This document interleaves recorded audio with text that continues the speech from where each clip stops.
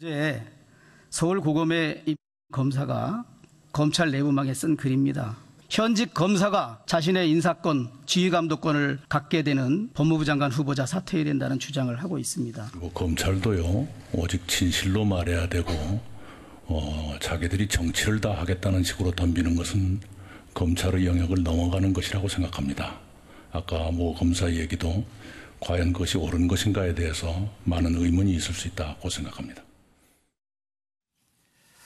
예, 변호사 두 분께 한번 좀 의견을 들어보겠습니다. 김한규 변호사, 지금 검찰 수사 아까 민주당 이인영 원내대표도 좀 비판적인 입장에서 이야기를 하던데 지금 이 시점에서 벌어진 검찰 수사 여러 가지로 주목을 받고 있습니다. 어떻게 평가하십니까? 네, 일단 역대 법무부 장관 후보자에 대한 강제 수사는 사상 초유의 사태이기 때문에 아마 검찰이라든가 정치권, 국민들도 뭐 예측할 수 없는 상황입니다만 그 청문회가 내일 이제 진행이 되고 아마 다음 주 정도면은 아마 장관으로 특별한 일이 없으면 임명될 거라는 게 일반적인 전망입니다. 그럼 검찰의 입장에서는 지금 이제 직속 산하기관이다 보니까 이게 시간이 늘어지면 늘어질수록 그 장관에 대한 수사에 대한 압박감이 굉장히 크지 않을까. 이거는 너무 당연한 거거든요. 그래서 일단 조국 후보자에 대한 배우자를 당장 내일이라도 아니면 주말이라도 소환을 해서 가장 핵심적인 지금 지위에 있으니까 손에서 이른 시일 내에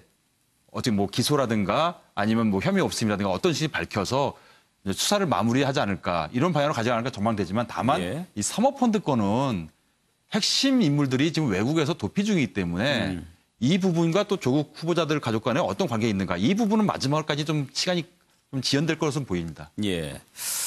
자, 서정욱 변호사, 먼저 그것부터 좀 확인합시다.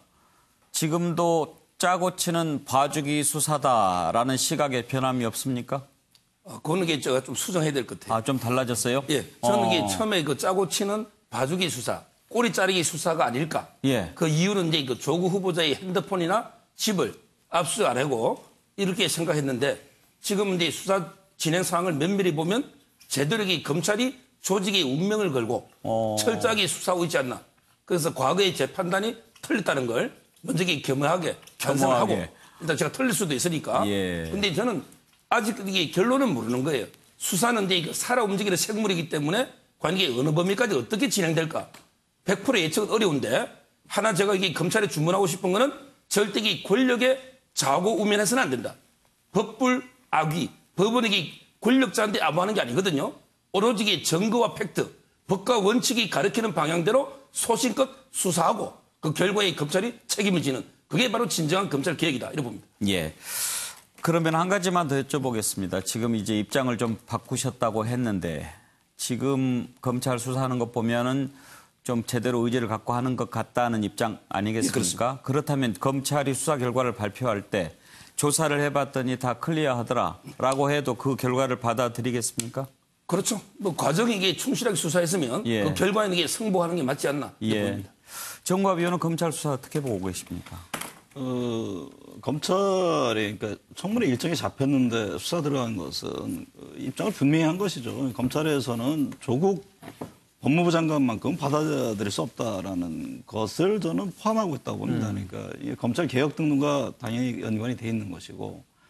근데 지금 상황에서는 어쨌든 정치 영역으로 들어갔고 지금 여러 가지 이제 억측과 해석들이 있는데 그거를 불식시키기 위해서라도 검찰은 증거와 사실 입각해서 조속한 시일 내에 그 부분에 대해서 명확히 드러내는 것만이 저는 검찰의 살 길이라고 저는 봅니다. 그러니까 뭐 지금 검찰로서는 만약 이것이 예를 들면 뭐 숨길 수도 없는 것이고 또 없는데 또 있는 것처럼 한다. 그건 역시도 용납이 안 되죠. 너무 중요한 순간이기 때문에. 검찰은 제가 보건대 조직의 명운을 걸었다는 심정으로 사실 입각해서 이 부분에 대해서 빠른 시일 내에 규명해 나가는 것.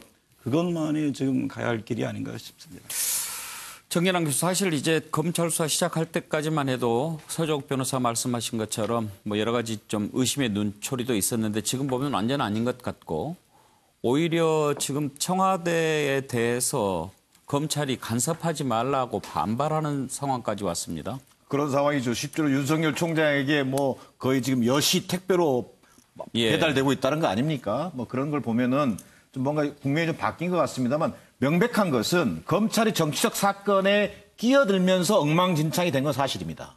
자, 그러나 이제 와서 검찰에게 뭐 이 수사에 어떤 영향을 미치는 행위를 하거나 또 압박으로 느낄 수 있는 것을 하면 또 국민들이 용납하지 않을 것이다. 저는 그런 의미에서 검찰로서는 어떤 작두위에 올라탄 심정일 텐데 저는 지금 검찰이 할 수 있는 유일한 것은 신속하게 수사를 통해서 결과로 답하는 것. 그거 외에는 없는 것 같다. 예. 뭐 이런 생각이고요. 또 하나 이것은 어찌 보면 조국 장관의 어떤 검찰 개혁이 오히려 여기서 좀 성패가 여기에 달려있다 해도 과언이 아닐 것 같습니다.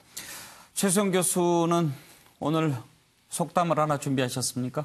네, 저는 지금 이 상황을 표현한다 그러면은 부처님 마르고 살찌기는 석수장이 손에 달렸다는 말이 있습니다. 예. 부처님을 두툼하게 그릴 건지 얇게 그릴 건지는 오직 돌을 쫓는 그 석수장이 손에 달렸다는 표현인데 조국 후보의 운명뿐 아니라 하반기 대한민국 전국의 흐름까지도 검찰의 결과에 따라서 좀 달라질 것을 본다. 석수장의 심정일 것이라는 생각입니다. 검찰이 석수장이군요. 그렇습니다. 예, 김성환 평론가.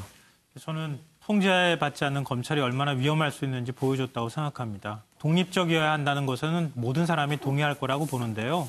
검찰이 그렇다고 해서 상황 판단도 안 하고 무조건 수사하겠다고 덤비는 것도 굉장히 위험한 일이다.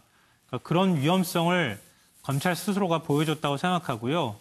지금 검찰 손바닥 위에 여야 정치권이 올라가서 자칫하다간 검찰공화국 되는 거 아닌가라는 우려도 솔직히 있습니다. 예, 검찰 수사까지 짚어봤습니다. 내일은 운명의 청문회 날입니다. 내일 청문회와 함께 여러분 찾아가 뵙겠습니다. 계속해서 김주아 앵커가 진행하는 MBN 뉴스팔이 이어집니다. MBN과 함께해 주십시오.